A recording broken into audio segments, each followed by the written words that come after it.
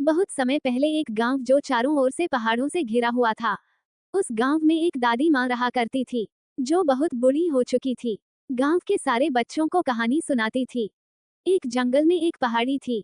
वहां एक डरावनी चुड़ैल रहा करती थी। उस पहाड़ी में एक छोटा सा गुफा था। उसी गुफा के अंदर चुड़ैल का खजाना छिपा था, जिसमें बहुत से हीरे मोती थे। वह चुड़ैल खजाने की रखवाली करने के लिए उस जंगल में डर का माहौल बनाए रहती थी, ताकि कोई उस गुफा में न आ सके। लेकिन एक दिन एक लकड़ी कटने वाला ने उस जंगल के अंदर चला गया और लकड़ी को काटने लगा और वह जंगल के अंदर चला गया। वहीं वह गुफा था।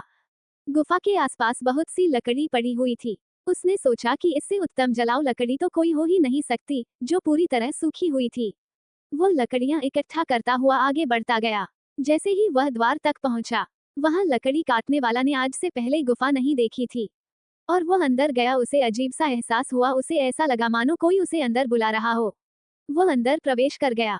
खंडहर के अंदर जाते ही उसकी आंखें चकाचौंध हो गई। बड़े बड़े मिट्टी के बर्तनों में अशर्फियां, सिक्के और हीरे जवाहरातों का भंडार था। लकड़हारे ने आज से पहले इतनी पैसा कभी नहीं देखा था। तभी गुफा के अंदर एक आहट के साथ दरवाजा बंद हो जाता है और जोर से हवाएं चलने लगती है। लकड़हारा डर गया। तभी वह डरावनी चुड़ैल अपना भयानक रूप प्रकट करती है।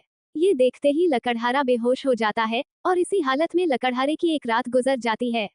और जब लकड़हारे को होश आता है, तो वहां चारों तरफ केवल पेड़ ही पेड़ दिखाई देते हैं। लकड़हारे को कुछ समझ नहीं आता कि वह यहाँ कैसे पहुंचा। लकड़हारा अपने कुर्ते की जेब में हाथ डालता है, तो उसे एक सोने का सिक्का मिलता है। वो ये देखकर बहुत प्रसन्न हो जाता है। वह सोचता है उसकी जान बच गई और उसे इतना बड़ा सिक्का भी मिल गया, जिससे उसका खर्चा तो चल ही जाएगा। और वो खुश होकर अपने गांव वापस बिना लकड़ियों के ही आ जाता है। घर में आकर सभी को ये बात बताता है, लेकिन उसे लगता है मैं इतनी जोर जोर से सबको अपनी बातें बता रहा हूँ, लेकिन कोई मेरी बातें सुन क्यों नहीं पा रहा। तभी वह पास में ही पड़े पानी के बर्तन में मुंह धोने के लिए हाथ डालता है, लेकिन वह पानी की एक बूंद को भी स्पर्श नहीं कर सकता। उसे कुछ समझ नहीं आता कि वह अदृश्य हो गया है या उसकी मृत्यु हो चुकी है। और तभी दादी माँ सभी बच्चों को नींद से जगाती हैं, क्योंकि बच्चे सो गए थे।